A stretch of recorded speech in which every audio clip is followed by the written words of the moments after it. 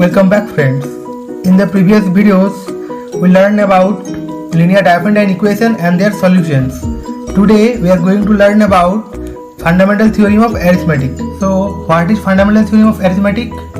It states that any positive integer is either 1 or prime, or it can be expressed as a product of primes. The representation is being unique except for the order of the prime factors. Okay, I'll explain this in two parts. So first it said that any positive integer is either 1 or prime, or it can be expressed as a product of primes. Okay, let's take any natural number.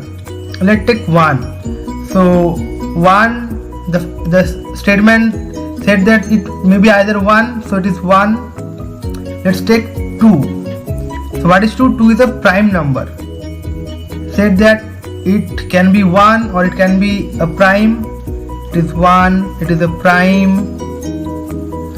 Let's take 3. What is 3? 3 is also a prime. Let's take 4. So we can write 4 as 2 into 2. So it is a product of two primes. A product of two primes.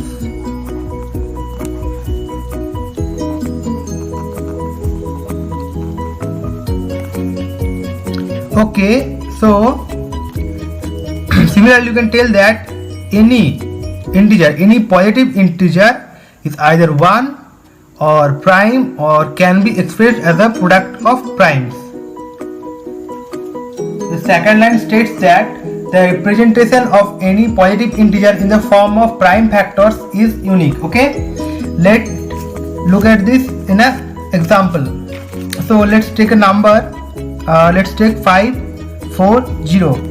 So if we break it, we'll get 2 into 2 into 3 into 3 into 3 into 5, or it can be expressed as 2 square multiplies 3 square into 3 into 5, or it can be expressed like this: 2 square multiplies 3 into 3 square into 5, or like this: 2 square into 3 into 3 into 3.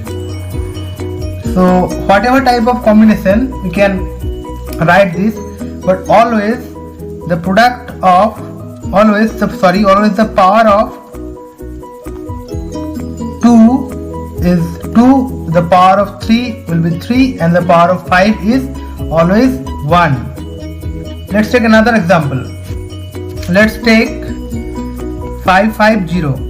So we can break it as 5 into 5 into 2 into 11. We can write this as 5 square into 2 into 11, or like this: 5 into 11 into 5 into 2, or like 11 into 2 into 5 square. So we can write this in many other permutations, but always the power of 5 will be 2, the power of 2 will be 1, the power of 11 will be 1. What we learned here is any positive integer other than 1 is either prime, or it can be expressed as a product of primes, and the representation of the products of primes is unique, because any two numbers cannot have the same representation, the same powers of the primes. You can think it like atoms. Okay, just like in the atoms, the two same atoms always have the same number of electrons, same number of protons, same number of neutrons, and two different atoms cannot have the same number of electrons, protons and neutrons. Now let's learn about two more theorems. The first theorem states that if P is a prime number and P divides a product of two numbers, then either P divides the first number or P divides the second number. Okay, for example,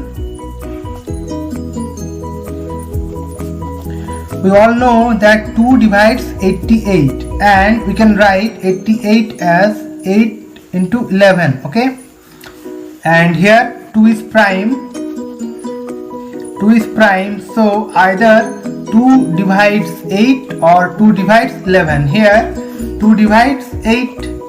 If P divides a product like A1, A2 dot dot dot AN, then P must divides one of them. Okay, then P must divide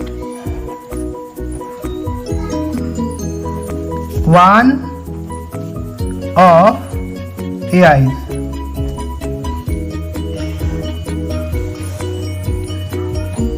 Okay, for example, you all know that 3 divides 3003. Also we can write 3003 as 3 into 11 into 7 into 13.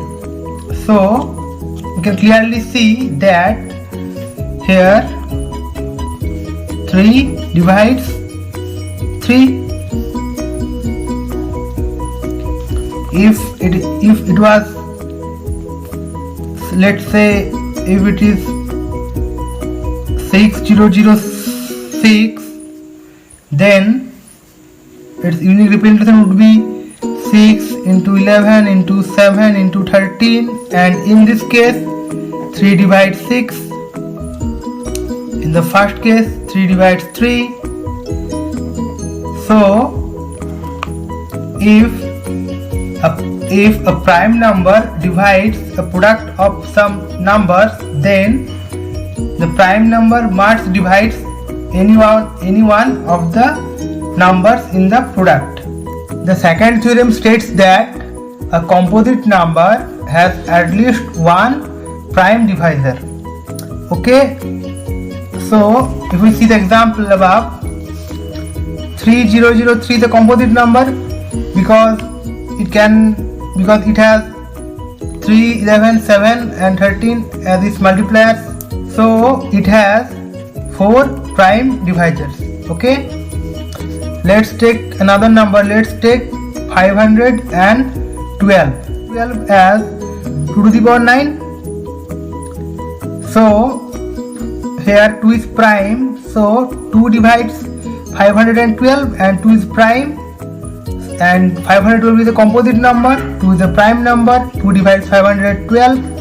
So any composite number has at least one prime divisor. So friends, thank you for watching this video. If you have any questions, you can ask me in the comment box, and please do like and subscribe to see more contents like this.